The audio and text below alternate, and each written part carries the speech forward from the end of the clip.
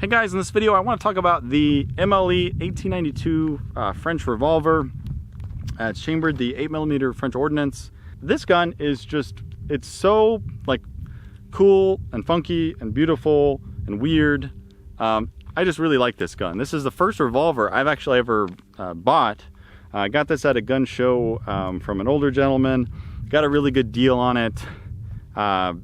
This gun got me interested in revolvers. This gun actually kind of makes me want to collect more, you know, military era revolvers. This example was made in 1895, so it's an antique, which is, it's kind of cool whenever, you know, there's a possibility of when you get a gun that it's an antique, because, you know, antiques have certain sort of legal advantages, like, you know, maybe being able to, you know, ship straight to your home, not needing any paperwork. You know, if you're under 21 and you wanted a pistol, you know, you can get an antique.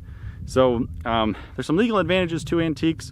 A lot of these that I see kind of are past that 98 antique cutoff date. So if you're looking for one, I would, you know, see if you can find an antique. Now, one of the more weird things about the MLE 1892 is that the gate slides out sort of the opposite way that most people expect. So when you expect to see a revolver, you think that it's going to swing out to the left, and that's sort of more, you know, right-handed centric, where, you know, you swing the revolver out to your left, you hold it with your right hand, and you can reload it with your left.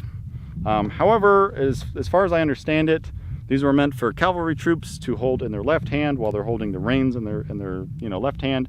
That way the cylinder can swing out to the right and they can reload with their right hand, you know, assuming that they're right-handed and they're a little bit, you know, have a little bit more dexterity to reload while riding with their right hand.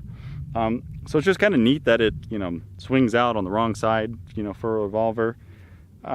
It's also kind of weird that it has the Aberty system still.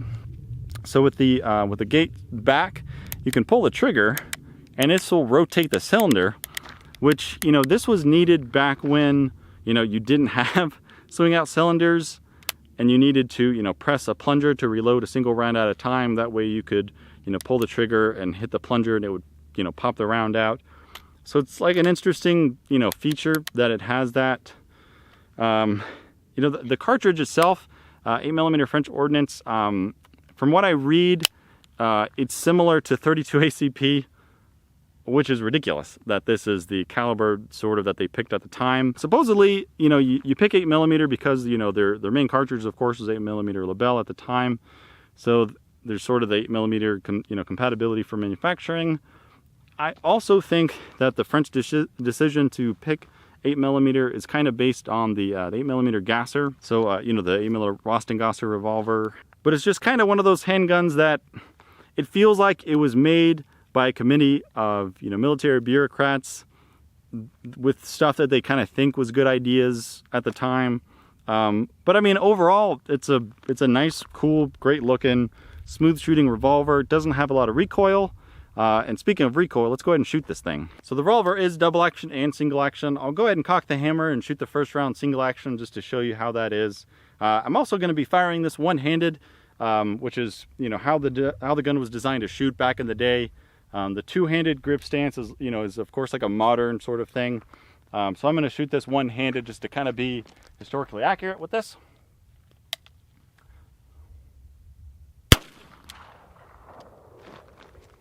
That's it's like shooting a cap gun or something.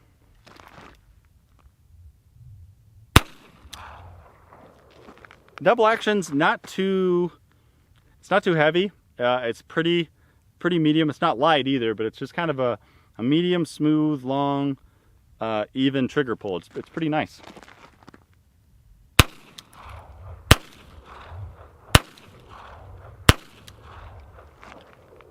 Now, of course, you're limited to just those 6 rounds. Before, I was having trouble ejecting the spent brass, so let's see how that goes here.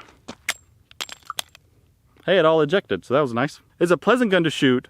I can't imagine having to, like, depend my life on something. You know, if you're gonna have a revolver and you're gonna be limited to 6 rounds and have the, you know, slower reload and everything, you at least want to get a potent cartridge out of that deal. But whenever you get kind of anemic round like this, and, you know, the slower revolver firing and loading, it's just, it kind of feels like a lose-lose. I'd hate to be a French officer stuck with this, However, of course, there's the, officers aren't really meant for getting into, super, frontline combat. This, of course, is just a little bit more of a status symbol, maybe a weapon of discipline, something like that. So, it doesn't have to be the best man stopper, but, I would just prefer if it was.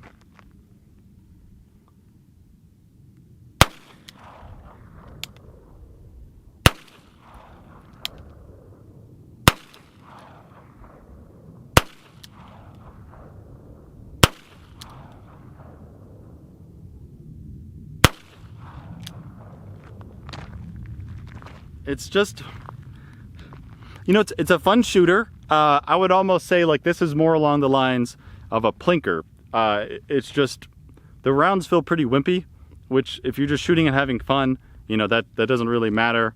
I wouldn't have any qualms, about like my wife or sister or something like that shooting this gun and, hurting their wrist or anything.